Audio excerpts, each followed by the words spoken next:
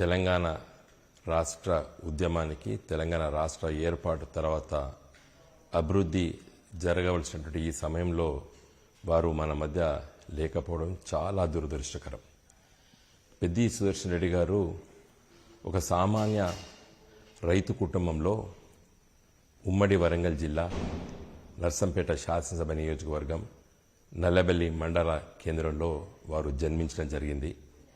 వారు ఒక సామాన్య రైతు కుటుంబంలో పుట్టి అంచెలంచెలుగా ఎదిగి ఒక శాసనసభ్యుడిగా రాష్ట్ర నాయకుడిగా ఎదగడం జరిగింది. వారు రాజకీయ చరిత్ర చూస్తే చిన్నతనం నుండే సామాజిక స్పృహ, ప్రజల సమస్యలు తీసుకొని పనిచేసేటువంటి గుణం ఉన్నటువంటి వ్యక్తి పెద్ది సుదర్శన్ రెడ్డి గారు. చిన్నతనంలోనే కాంగ్రెస్ పార్టీ ఆ రోజు నర్సంపేట నియోజకవర్గంలో ఘర్షణలు ఉన్నటువంటి వాతావరణంలో ఉన్నటువంటి ప్రాంతం అది. ఆ సమయంలో ఆయన కాంగ్రెస్ కార్యకర్తగా, బ్లాక్ కాంగ్రెస్ ప్రెసిడెంట్గా, జిల్లా కాంగ్రెస్ పార్టీ నాయకులు నాటి అధ్యక్షులు చెరుకుపల్లి శ్రీనివాసరెడ్డి గారి నాయకత్వాన పనిచేసిన సందర్భంలో 2001లో కేసీఆర్ గారి నాయకత్వాన తెలంగాణ రాష్ట్ర సమితి ఆవిర్భవించడం, జూన్ మాసంలో హన్మకొండ నగరంలో ఒక పెద్ద బహిరంగ సభ కేసీఆర్ గారు నిర్వహించి దాంట్లో ప్రసంగించిన తర్వాత వరంగల్ జిల్లాలో వాతావరణం చాలా పెద్ద ఎత్తున మార్పు జరిగింది.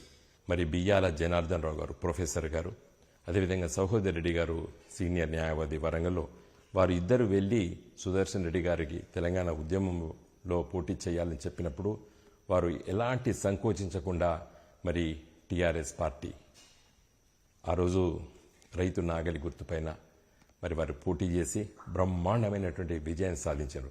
వారిపైన నాడు తెలుగుదేశం పార్టీ తరఫున పోటీ చేసినటువంటి వ్యక్తి నేటి రాజ్యసభ సభ్యులు వేం నరేందర్ రెడ్డి గారు. రేవంత్ రెడ్డి గారికి ముఖ్య సలహాదారు ఉన్నటువంటి వేం నరేందర్ రెడ్డి గారు నాడు మరి పెద్ది సుదర్శన్ రెడ్డి గారు జెడ్పీటీసీ నల్లబెల్లి పోటీ చేసినప్పుడు వారి చేతిలో వారు ఓడిపోవడం జరిగింది. 2006లో జిల్లా పరిషత్ టీఆర్ఎస్ పార్టీ ఫ్లోర్ లీడర్గా ఎన్నిక కాబడ్డారు. తదనంతరం వెంటనే కేసీఆర్ గారు గుర్తించి ఒక చురుకైనటువంటి కార్యకర్త అని చెప్పి మరి వారిని జిల్లా అధ్యక్షుడిగా, ఉమ్మడి జిల్లా వరంగల్ జిల్లా అధ్యక్షుడిగా వారిని నియామకం చేశారు. నాడు నేను హన్మకొండ ఎంపీగా ఉండే సందర్భంలో మరి మేమందరం కూడా చాలామంది మరి కష్టపడి పనిచేసి మరి ఆ గెలుపులో తెలంగాణ రాష్ట్ర ఉద్యమంలో మరి వారి చురుకైనటువంటి పాత్ర నిర్వహించారు. మరి ఒక మిలిటెంట్ కార్యకర్తగా పెద్ది సుదర్శన్ రెడ్డి గారు పనిచేయడం జరిగింది. ఒక శాసనసభ్యుడిగా 2018 నుండి 2023 వరకు నర్సంపేట శాసనసభ నియోజకవర్గాన్ని చాలా గొప్పగా అభివృద్ధి చేయడం జరిగింది. వారు ఈరోజు మరి దేవాదుల నీళ్లు రామప్ప నుండి పాకాల చెరువులకి మరి ఈరోజు లిఫ్ట్ చేసి నింపడం అంటే అది పెద్ది సుదర్శన్ రెడ్డి గారి ఒక ఆలోచన.